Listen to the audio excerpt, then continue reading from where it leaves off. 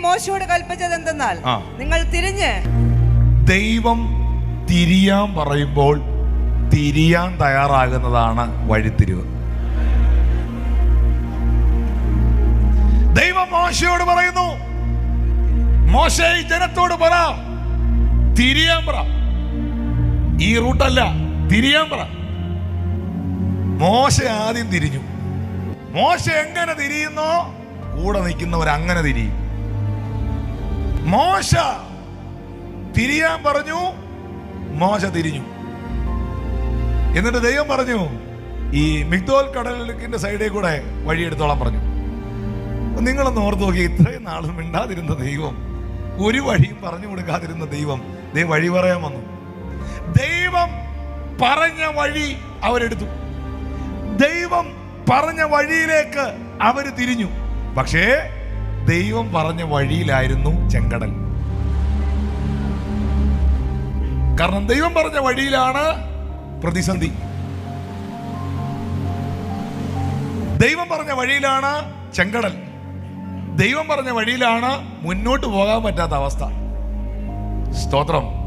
എന്നാ ശ്രദ്ധിച്ചു കേട്ടോ, ദൈവമാണ് ആ വഴി എടുക്കാൻ പറഞ്ഞെങ്കിൽ, ദൈവമാണ് തിരിയാൻ പറഞ്ഞെങ്കിൽ, ദൈവം പറഞ്ഞ വഴിയിലോട്ട് തിരിഞ്ഞ കാരണം കൊണ്ട് നീ ചെങ്കടൽ കണ്ടെങ്കിൽ അതിനകത്ത് എന്തോ തമ്പുരാന് ചെയ്യാനുണ്ട്.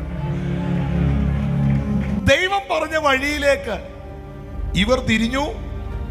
അവർ ഇതുവരെ കണ്ടിട്ടില്ലാത്ത വലിയൊരു പ്രതിസന്ധിക്ക് പോയിപ്പെട്ടു. അവിടെ കൊണ്ടും തീരുന്നില്ല. ഇത് ഫറവോ അറിഞ്ഞു. ഇറങ്ങിത്തിരിച്ചവൻ എങ്ങും എത്തിയില്ലെന്ന്, ഇറങ്ങിത്തിരിച്ചവൻ പെട്ടുപോയെന്ന്.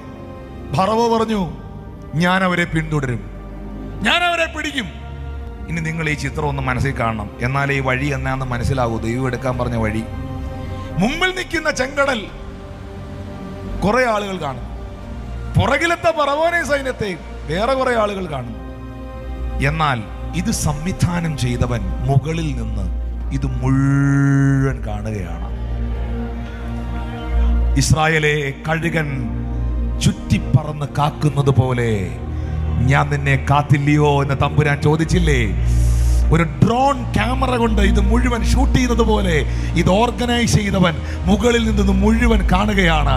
എൻ്റെ ബുദ്ധിക്കും എൻ്റെ ചിന്തകൾക്കും അപ്പുറമായി ഞാൻ തടസ്സമെന്ന് കരുതിയ, ദൈവമെടുത്ത വഴിയിൽ ഞാൻ പ്രതിസന്ധി എന്ന് കരുതിയ ചെങ്കടലിനെ എനിക്ക് വേണ്ടി അത്ഭുതത്തിൻ്റെ വഴിയാക്കുന്ന ഒരു ദൈവം ജീവിക്കുന്നു എന്ന് വിശ്വസിക്കുന്നവർ ആ കരങ്ങളെ തട്ടി ഇന്ന് രാത്രി കർത്താവിനൊന്ന് നന്ദി പറ.